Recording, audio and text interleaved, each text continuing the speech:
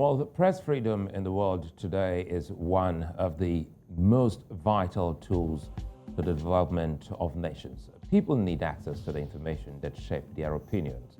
But when those who bring the government closer to them are stifled, such a nation struggles. Journalists in Africa today are gagged, threatened, and pressured into the course of the delivery of their jobs and promises to the people. The absence of liberation of the press, the stability of a nation becomes a tall order and a more difficult process.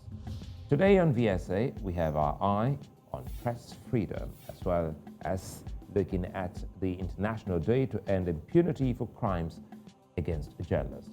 I'm Sulaiman. Welcome.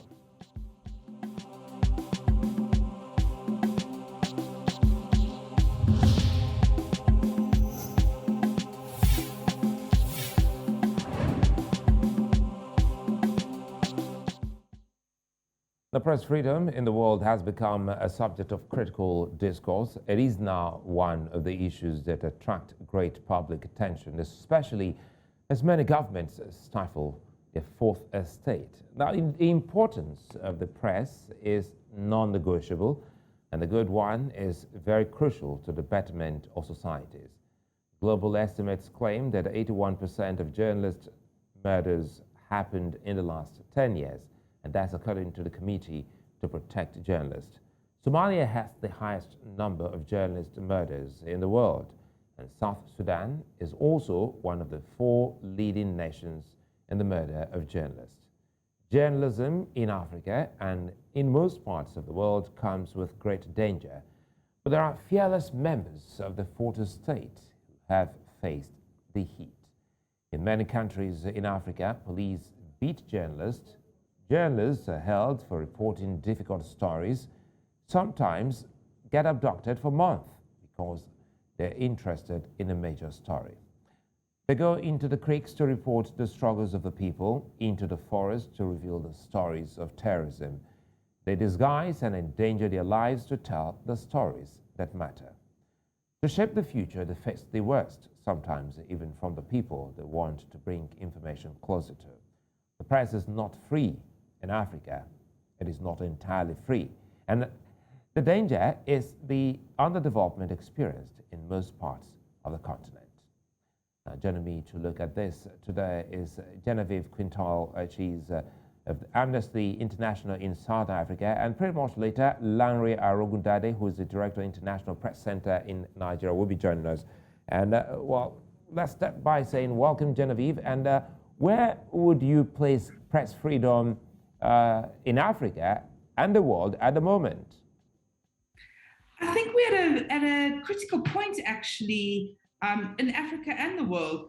We're seeing more and more pushback against the media worldwide. We're seeing, especially with the COVID-19 pandemic, a bigger crackdown on information, meaning a bigger crackdown on journalists. We're seeing this because of online social media platforms. We're seeing more and more journalists facing threats in those areas. And I think in the last few years, when we've had all this noise around issues such as fake news, which is something I honestly don't believe in. There's no such thing as fake news. It's either a lie or the truth. And it gets used, a term that gets thrown around to try save face when you know there's a potential story against you. But I think we're at a really critical point. And I think society, the world needs to understand that in order to judge your own freedoms, you need to have a free press. Because if you don't know what's happening around you, how do you know if something is going wrong? That's a big question. But again, now we'll try as much as possible to see if we can restrict it to the continent now, because time without number, because today the world is actually looking at the International Day to End Impunity for Crimes Against Journalists. A whole lot has been brought to the fore. Sadly, justice hasn't actually been seen, for those crimes against journalists. But coming back, why do you think African governments are afraid of journalists? Sure, that's a difficult one. I think people are scared of, I think African governments, I think governments in general, let me put it that way, are scared of losing power. And if people are told the truth about what's actually happening and actually we see how elections go, we're just going through our own local government election here in South Africa. It's all about retaining power. And the less people know of the wrongs you are doing, the less they are going to rebut against you. And I think that's possibly a big problem, and why a lot of governments try to suppress the press. Because as I said earlier, you as a citizen can judge your own freedoms based on press freedom. But if you don't know what's going on, how do you know something is right or wrong? Well, it's a big one there, because truly they need to conceal some of this. But many countries in the world today struggle with governance, and the press won't leave them alone. Now, you brought in the issue of the grassroots election in South Africa, which is almost absent in Nigeria, and the press is still working tirelessly to ensure that that arm of government is brought back in full, throttle. But do these governments see the press, because as a threat? Because sometimes you see the government having a robust conversation with journalists, and at another time, well, it's the reverse. So where do we draw? At what point do we think that governments or those in authorities see journalists as their enemy, if I'm to use that word? Again, I think it comes to that issue when you yourself have been acting with impunity for so long and no one has called you out on it. When someone starts calling you out on it and starts making it a public issue and starts putting an eye on the issue, and people start asking questions, then that's when they start backing off. But it shouldn't be like that, because it should be, the press is also a watchdog, should be there as an account, as also holding governments accountable on behalf of citizens. And again, giving citizens the information that helps them hold governments accountable. So I think when the veil is lifted on what's actually happening, that's when a lot of these governments start seeing the press as the enemy instead of actually engaging with them. And that's why my issue of saying fake news, if you obviously need the press to also be unbiased and to tell the truth. But just coming with fake news is a way of trying to suppress what is happening, instead of coming forward and saying, well, actually, no, this is what's happening, or actually providing information. So I almost find that as a tactic, actually, to try delegitimize the press in the eyes of citizens. And that's part of that attack on the media. Genevieve, just give me a minute. Let's welcome Lanre Arogundade, who is the Director, International Press Center. Lanre, thank you for your time, and thanks for joining us on VSA here. The issue here we're looking at is a familiar one to you and many journalists. Listening to Genevieve, she's been able to set it off. Every year many journalists and media workers get killed simply for covering the news and sharing information with a wider audience. At the moment in Nigeria, there's a journalist who works for the Vanguard newspaper who's been missing. And now, tell us how this is going, because we're looking at a day to end impunity for crimes against journalists. We've been having these discussions this morning, and the issue of the Vanguard reporter that you mentioned actually came up. The fact that here we are, November 2, International Day to End Impunity for Crimes Against Journalists, and we have a journalist that has gone missing in circumstances that raised a number of questions, because the last time he was seen at a filling station very close to a place headquarters in Abuja, Nigeria's Federal Capital Territory. And that is why journalists in Abuja have actually taken the demand for investigation into what might have happened to him to the doorstep of the police. And at that protest a few days ago, they were addressed by the first PRO, Mr. Frank Mba, who said that they would do something. But that is really the issue. Will something ever be done when it comes to crimes against journalists? Now, for this journalist, Tudor Samuel, we don't really know what has happened to him. So what we're saying is, let there be investigation, let's know what the situation is. But we have many others whose death has been categorized as murder by the Committee to Protect Journalists, about 6 of them, out of the 12 that have been killed, since over the period of return to civil rule. And so this is where the question of, impunity comes in. First, you have crimes against journalists. Then the impunity comes in when nothing is done about these crimes, even when the perpetrators, are known. And this is a call for concern for us. I did say at the forum we had this evening that one worrisome trend is the fact that when you have crisis situations, when journalists are supposed to be recognized as frontline workers, and even when government makes pronouncement to that effect, we still find a situation where security agencies don't even recognize that. So during the COVID-19 lockdown here in Nigeria, and during the EndSARS protests, journalists were assaulted. And we have a documentation of these journalists, which were coming out soon. And in some of those cases, journalists were actually able to identify some of policemen or DSS people who actually assaulted and attacked them. And what we've really had at best, if you like to say, is to say, well, they apologized and so on. But that should not be enough. We thought that when you have instances where the culprits are identified by the journalists, let there be some form of investigation, let there be some form of trial, and if possible, some form of sanction. Because the absence of those sanctions continues to encourage crimes against journalists and continue to encourage impunity for those crimes. So this is precisely where we are. We're in a kind of dilemma where those who should protect journalists do not see them as those who should be protected in crisis situations. I'm sure you saw some of the video clips of the struggle between Arise TV crew members during the 1-year anniversary of the EndSARS protest. That, as a matter of fact, even the drones that they were using to maybe cover the scene were actually pulled down forcefully. They were asked to pull it down. And this is the kind of problem that we face. So the conversation we're having today actually is also saying that this should not be the media problem alone. Before I go to, sorry to cut you there, sorry to butt in there.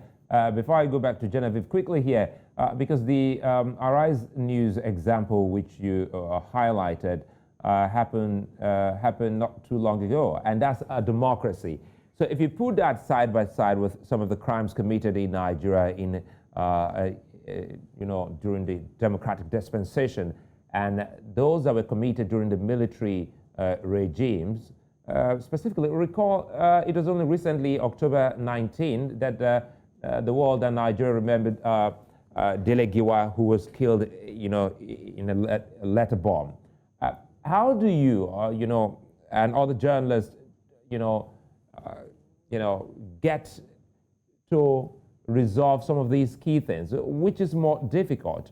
Because one would have thought that in a democracy, you would have seen less and less of, such harassment, intimidation, and crimes against journalists as against what we saw during military regimes. The question you raised actually came up in our conversation today, and Mr. Edeta Ojo, Executive Director of Media Rights Agenda, in his submission said actually that we're witnessing worse attacks on the media than we actually witnessed, under the military. Because even under the military, at least you had, the judiciary, and in some cases you could actually go to court to fight, for your rights. So when we look at the statistics, actually, many more journalists have been killed under the democratic dispensation than under the military. Now, under the military, we had arbitrary closures, We had extreme cases where journalists were tried by military tribunals. They were alleged to be accessories after, coup plot. So you had those extreme cases.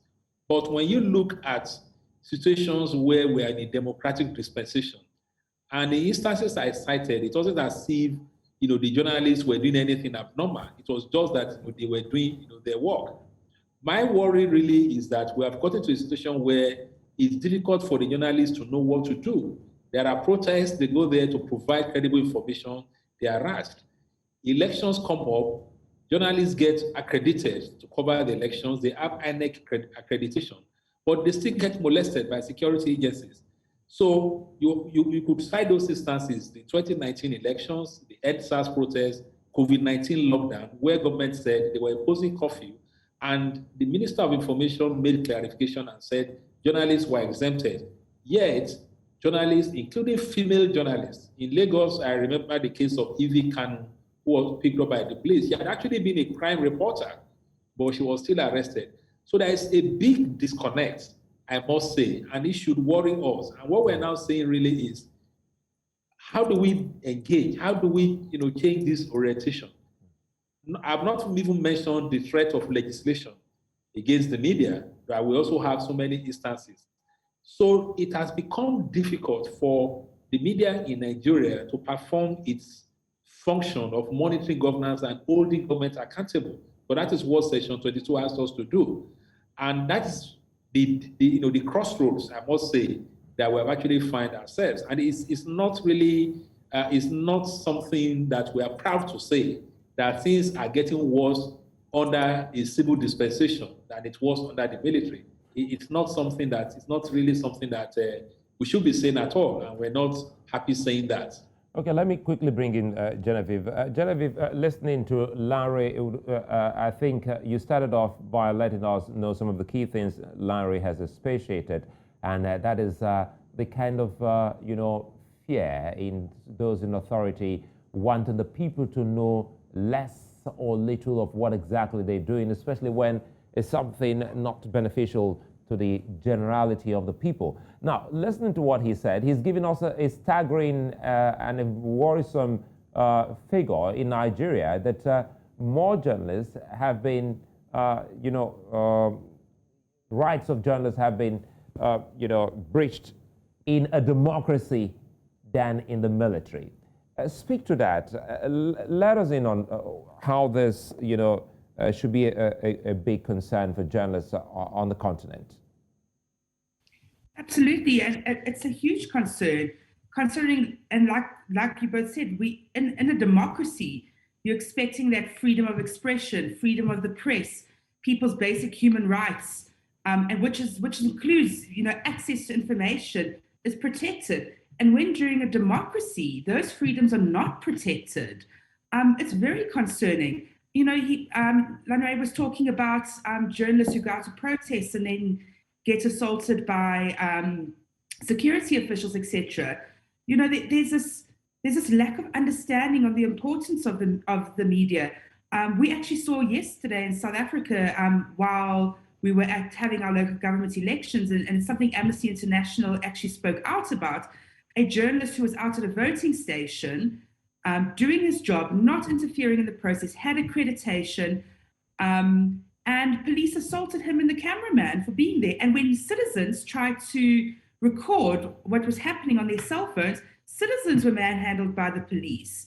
And again, you say in a democracy, this cannot be so. And this is why people actually need to understand the fundamentals about freedom of expression, freedom, the right to access of information. Those are all part of your human rights.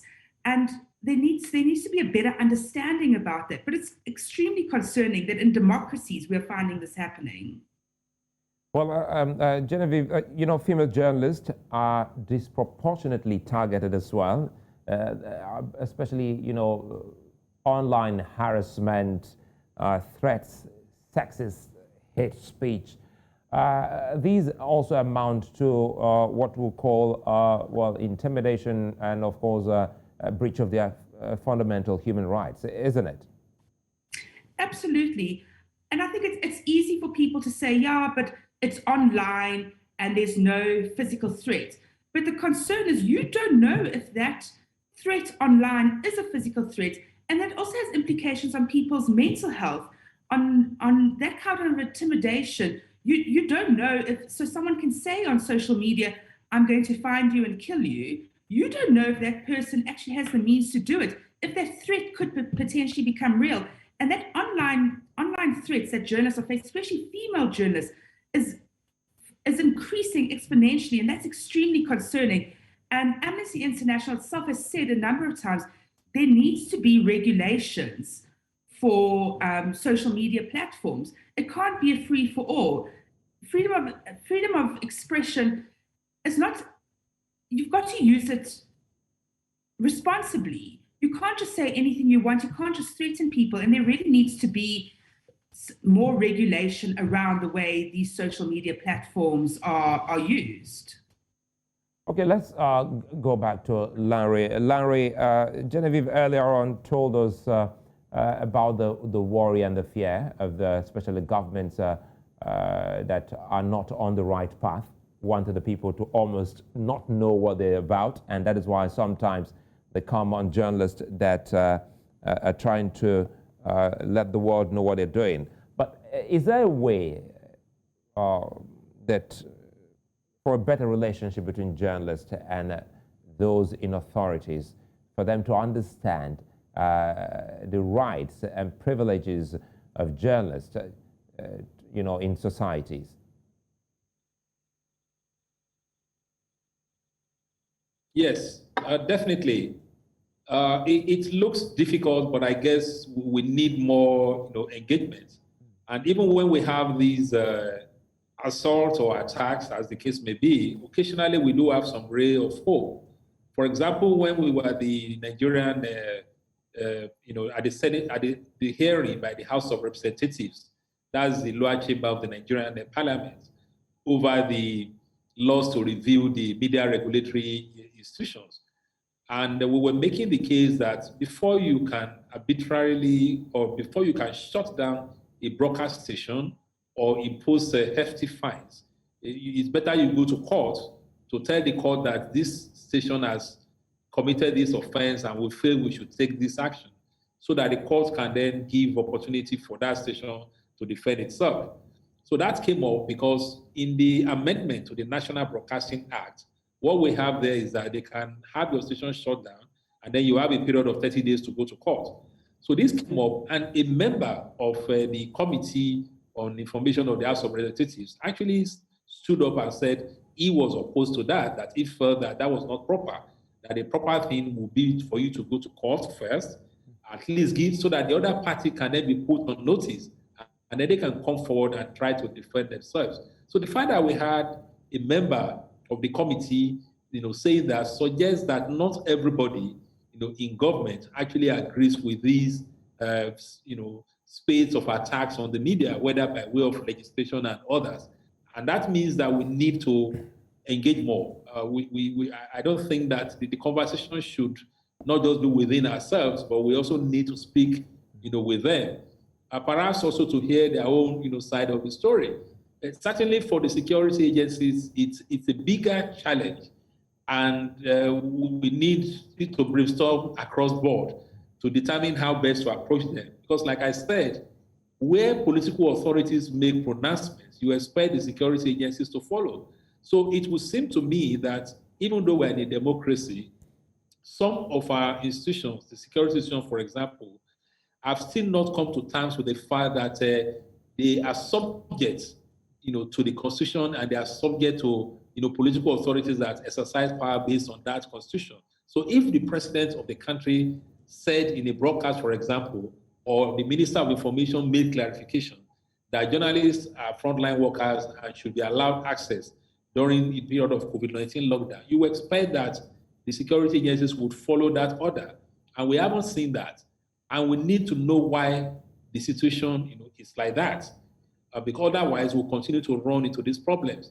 It seems to me that there's a mindset, the mindset that sees the journalist as an enemy and feels that they should not, provide information. But that cannot be accepted in a kind of dispensation we are in.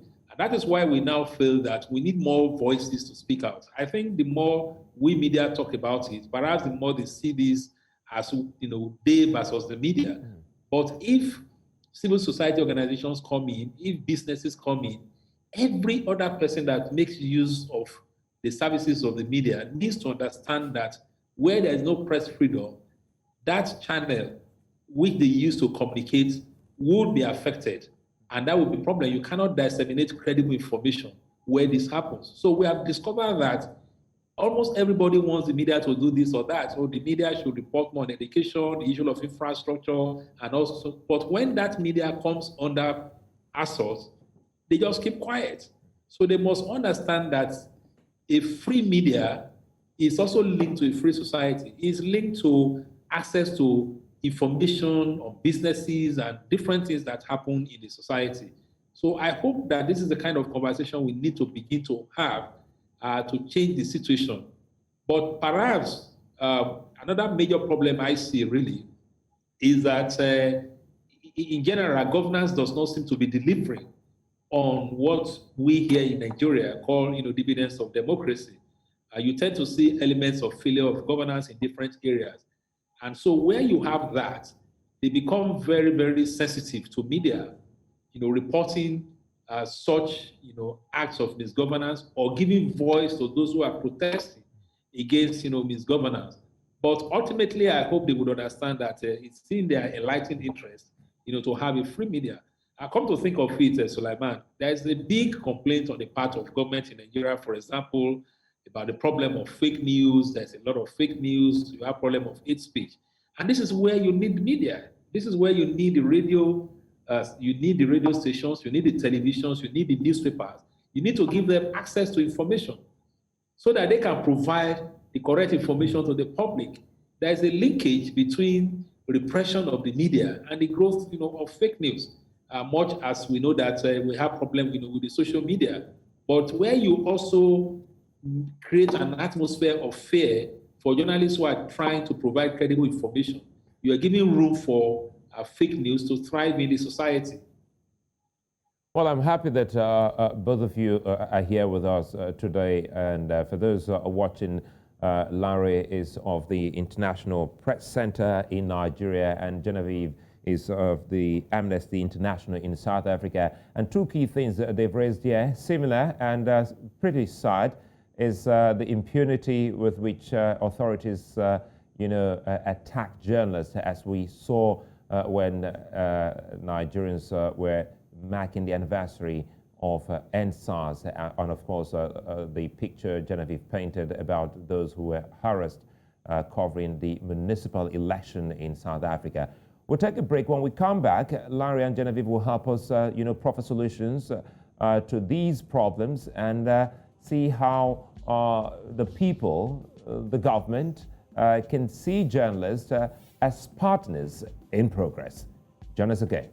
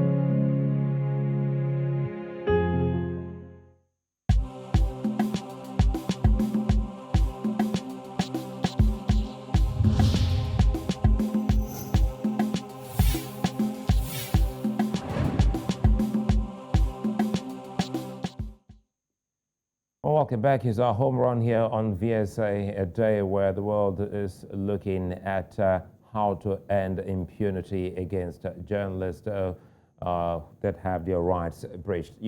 Another aspect is social media, which is a new tool of journalism. it has also become one of the most important parts of reportage. Many leaders in Africa today suspend social media, either to influence elections, check the people's opinions, or as a form of retaliation.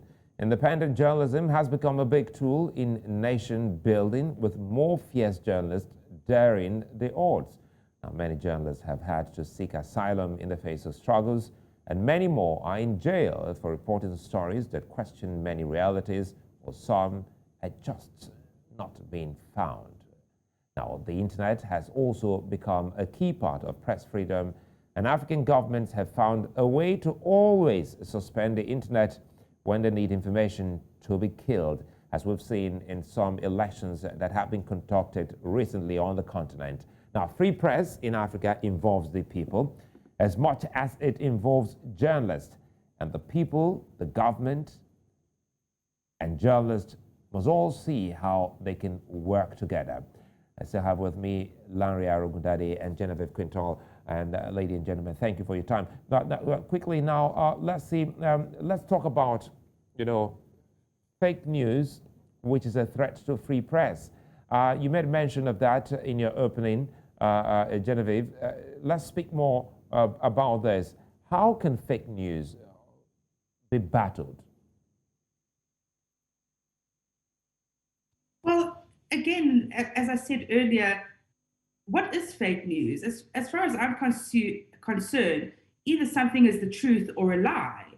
And I feel a lot of people use this term fake news when they're trying to delegitimize a story or a journalist and trying to get discredits the media in the public space. And I think we need to move away from this term of fake news, which originated, as we know, from during the Donald Trump era there in the US. And we need to decipher what is true, what is fact, and what is fake. And instead of a government coming out saying, oh, that's fake news, that story's fake news, when you report something that they've done which is wrong, they must either come back with the facts and say, no, we deny that this has happened, this, and this has happened. But to just shout fake news, as far as I'm concerned, is just not right and not enough. Lanre, I want you to also speak to this, because I saw you nodding when Genevieve was talking, because actually it looks like a lazy or an escapist way, which has actually been given some wings to fly. Every government or anyone who is trying to run away from what a professional journalist is working on, with those two words, fake news, he or she gets away with it. Yeah, I agree with Genevieve, because it has become a blackmail, so to say. And even when they talk about fake news, social media, and so on, they give the impression that what journalists set out to do is to disseminate fake news. And I do not think that that is what journalism is about. Media institutions in their large numbers try as much as possible to go out there, and get information. And where, there are errors, journalism allows for journalists to say, oh, we made mistake in this regard, or we didn't get our facts, correct. And so it is wrong for us to, and then they don't use the excuse of this problem of fake news to introduce legislations where they want to compel journalists to disclose their sources and the rest of them. And for government, it's established that where you have a story and that story is not correct, you have to state your own side and say that this is the correct situation. So for me, it's a major problem, and that responsibility of fake news cannot just be put on the media. We just accept it like that. So when you now talk about the question of how do you combat fake news, there is also the other side of it. What do we do about fake news that comes from governments? What do we do when elected leaders, tell lies about, their performance in office, or advertise, achievements that are not there? Or sometimes when political parties during campaigns, because they want to, win votes at all costs, engage in fake news, share videos or photographs of large crowds that were actually not at their political rallies. So the point I'm making is that each time we talk about fake news, people should not just be looking at the media.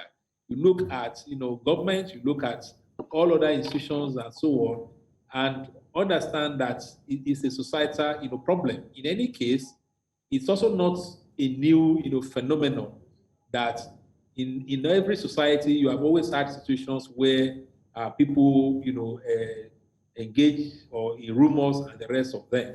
Let me cut you there. Sorry, let me cut you there because I'm trying to now get in deep so that we can have more time to wrap up this. Apologies for butting in there. Genevieve, allow me to take Lanre on this. You made mention of the police spokesperson, Frank Mba, who addressed the NUJ, the Nigerian Union of Journalists chairman in Abuja over the missing of one of Nigeria's journalists. And, in many cases, threats of violence and attacks against journalists are poorly investigated. Listening to Frank on the day, he said to the people and to the world that they are investigating and they have been quiet, silent for this long because they don't want to jeopardize investigation.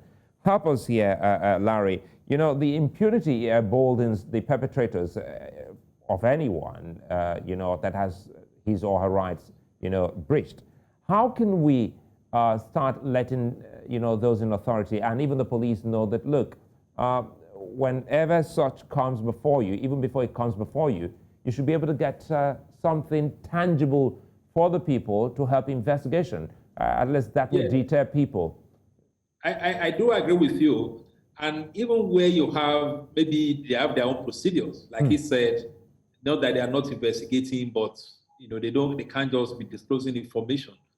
But this is where the question of accountability comes in. And I was talking about the fact that we're in a civil dispensation, we're in a democracy, and they are accountable. The police is accountable to the president or the presidency. They are accountable to the National Assembly. They are also accountable to the public. And when you have matters of public interest, because definitely the case of the disappearance of the journalist is a matter of public interest, just as the case of the disappearance or kidnap of Chibok schoolgirls and many others have been in public interest. They have an obligation to regularly inform, the public, to provide, briefings, and this is where the media comes in, to give information. This is how far we have gone. These are the challenges we're encountering. Because the media too, in the course of their own investigative reporting, could actually work on leads that even come from the police itself. So that way, they could then understand that the media could actually help them in the course of doing their work. It is worse off when you just provide information blackout and we don't know what goes on.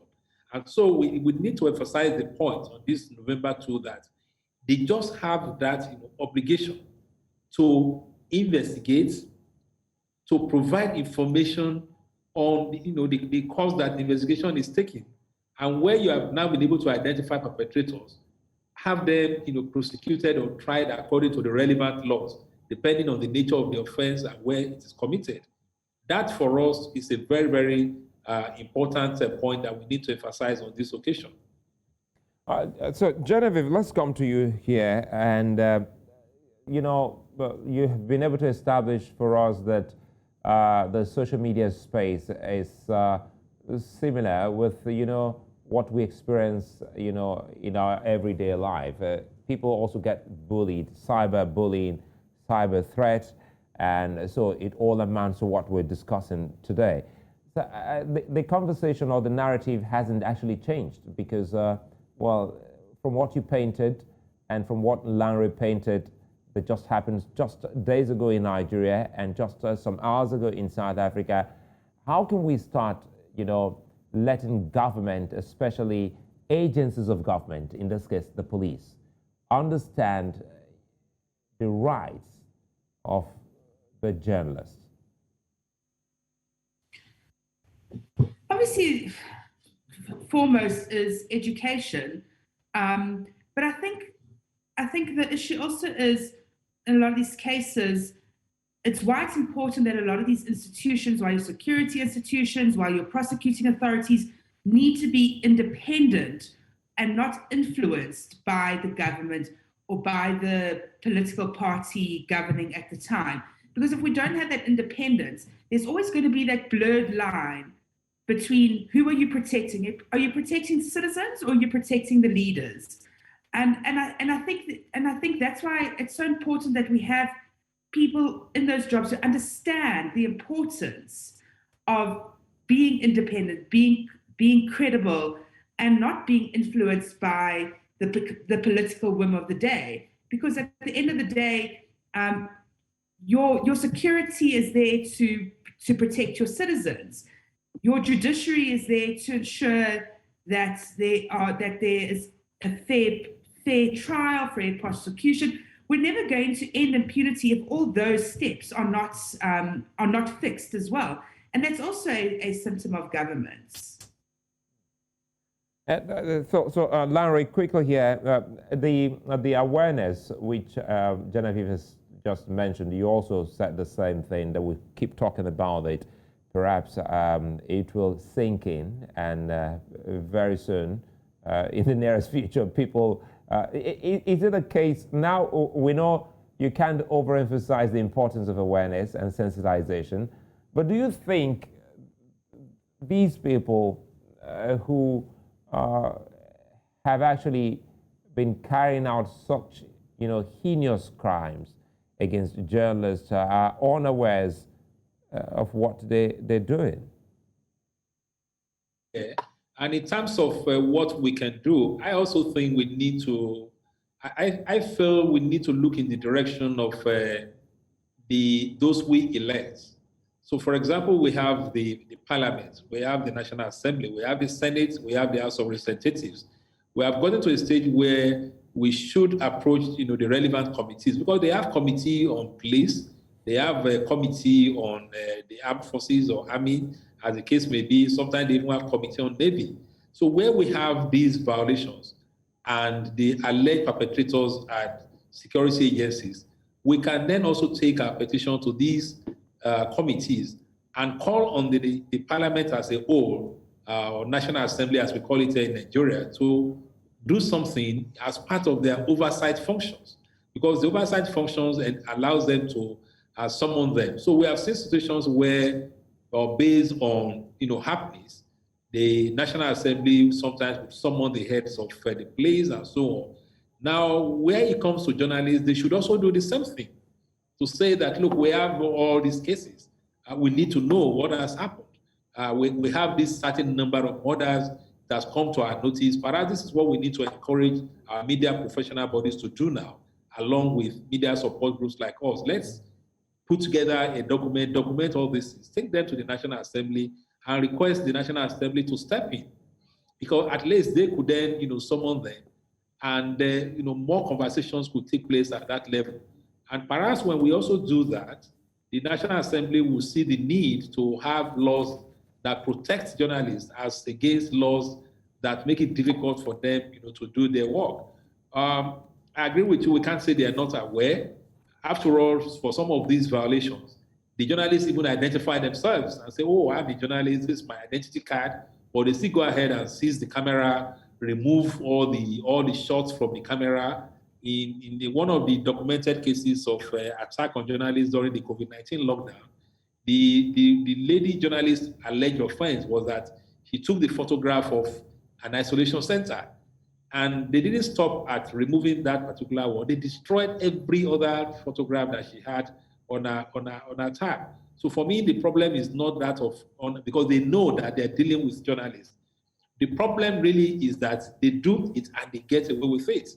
So the point really now is to ensure that they do not get away with it. And how do we ensure that?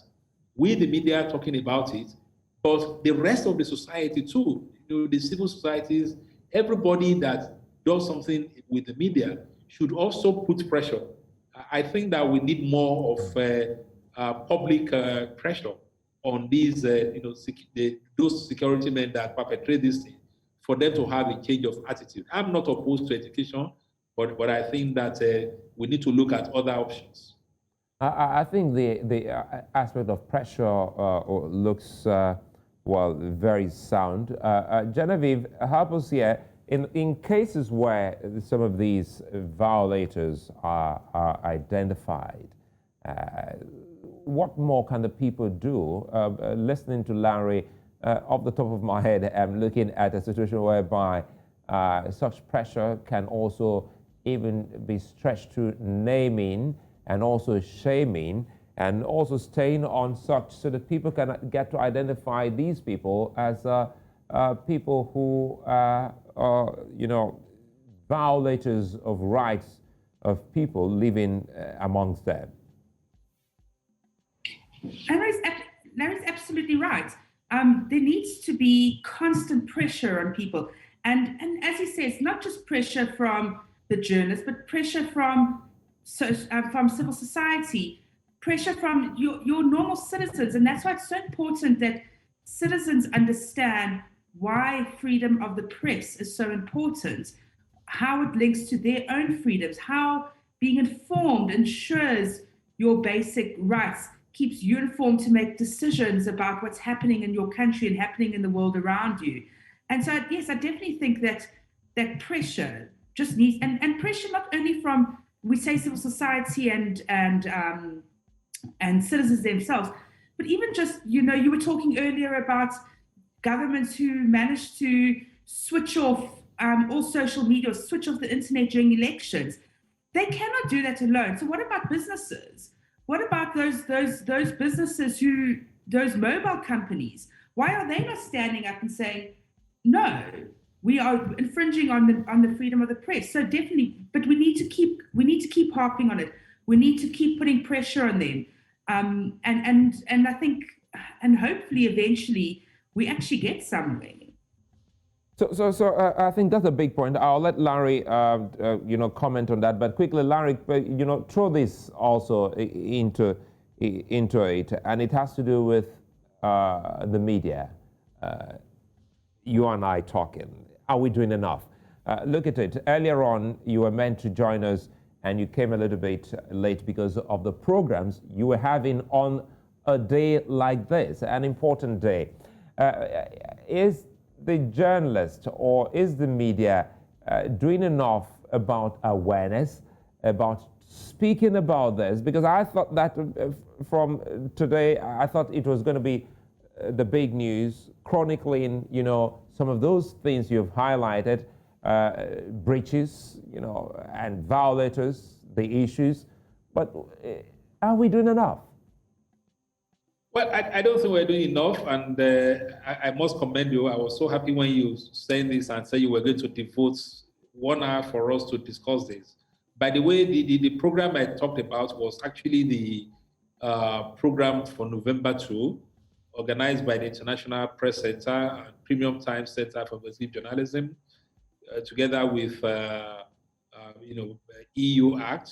So we had a forum. It was a media and CSOs forum on countering threats of violence against journalists to mark November 2. So the program I had actually had to do with what we're talking about. But even at that program, this issue also came up that the media is also not doing enough. That people have also noticed a trend where, we've talked about the Vanguard reporter, for example. Yeah. Now, at the initial stages, everybody made noise, this journalist is missing. But along the line, it seems as if others are keeping quiet and it's becoming, a Vanguard problem. So one of the takeaways at the forum we had today is that we should adopt the slogan of an injury to one is an injury to all. So it doesn't matter if we're competitors or whatever.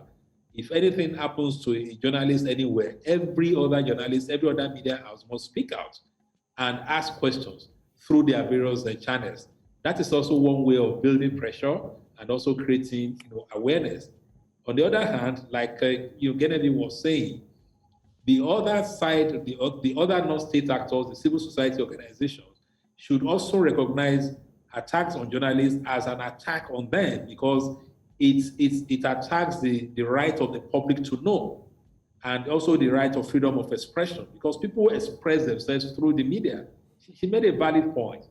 When you shut down the internet or suspend Twitter, You have telecom operators, people whose businesses are affected. And so to that extent, it will be good if we get to that point where we recognize that when these attacks occur, irrespective of who is involved, we should see it as affecting all of us and speaking out. So I do agree with you that we're not doing enough. This issue should be big conversation across all media channels, because nobody is spared and nobody knows who next, given the way things happen. Because unfortunately in Nigeria, we're in a situation of conflict here and there, terrorists, acts, threats all over. And journalists will be expected to cover all this. So you never know when the journalists will run into danger. So if you don't speak out today, then there may be no people who will speak out for you tomorrow. And Genevieve, let's get your closing remark on this. Looking at all our conversation, conversations that center around this auspicious day, ultimately, how would you recommend journalists to further pursue this cause? Sorry, as we said earlier, journalists need to keep putting on the pressure. Journalists also need to keep informing publics, informing citizens of what's happening, and just keep getting out there. We need to put those who are threatening, and I think you said it earlier, threatening journalists. We maybe need to come to the point where we are saying these are the people who are threatening media freedom. This is why you need media freedom, and we just need to keep working at it and keep. They say if you keep repeating things, eventually somewhere along the line it's going to sink in. But we need a buy-in from everyone. It can't just be up to the journalists to do this. Yes, I understand that maybe not enough's being done all the time, but it's a difficult situation. So you just need to keep pushing at it, and we need more and more buy-in from more and more sectors of society, including the governments. Well, at this point, I'd like to say thank you both for being such a nice company. Thank you for your time, Lanre Arogundade, and of course, Genevieve Quintal. Many thanks. We're hoping that, we'll have to do this again. As you both have said, we need to keep the pressure on. We need to keep talking about this. It just might be, me today or someone else tomorrow. How would you feel when someone is being persecuted or hurt on account of him or her doing his job? Now, the press is the past, the present, and the future of the world. And there's no transition, innovation, or progress without the fourth estate. Listening to my guest today, I've come to realize that the free press is a recipe for national growth, and Africa must treat its press better. Once again, thanks for being such nice company, Genevieve and Lanre. I'm Sulaiman. I'll see you again. Bye-bye.